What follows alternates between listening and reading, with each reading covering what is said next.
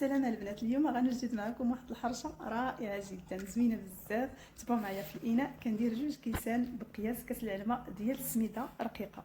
هنايا كندير شويه ديال الملح لتصحيح الذوق. هنايا البنات هنا غندير معلقه كبيره ديال الزبده على درجه حراره المطبخ وكنحطها جانبا في البول ديالي. من بعد كندير كيس ديال الفاني باش يحيد لنا الزفوريه ديال البيضه اللي غنديرو، وواحد الكيس ديال الخماره ديال الحلويات، وكنحاول نخلط هذوك النواشف مزيان. ومن بعد كناخذ هذيك الزبده اللي كاينه جانبا وكنحاول نبسبسها مزيان مع هذيك السميده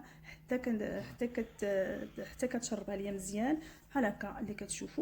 من بعد ما تجيني هذيك السميده رطبه هكايا، من بعد كناخذ ربعه ديال الكاس ديال العنبه ديال الزيت، باش حيت هنايا استعملت الزبده وما كثرتش الزيت بزاف. هنايا خديت واحد البيضه ودرتها على السميده. درت هنايا 2 الكيسان ديال الحليب، واخا ما باينينش 2 الكيسان ديال الحليب في الفيديو، انا درت 2 كيسان ديال الحليب. ومن بعد درت هنايا 1.5 ديال العسل الطبيعيه اختياريه، اللي ما عندوش يدير العسل العادي او لا يدير السكر سنيده، باش تجينا الحرشه ديالنا صحيه وزوينه.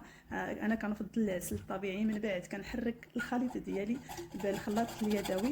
كما كتشوفوا الخليط ديالي كيكون جاري تماما. ومن بعد ما كيرتاح ليا راه كيتجمع واحد شويه، صافي كنخليه جانبا حتى كيرتاح 10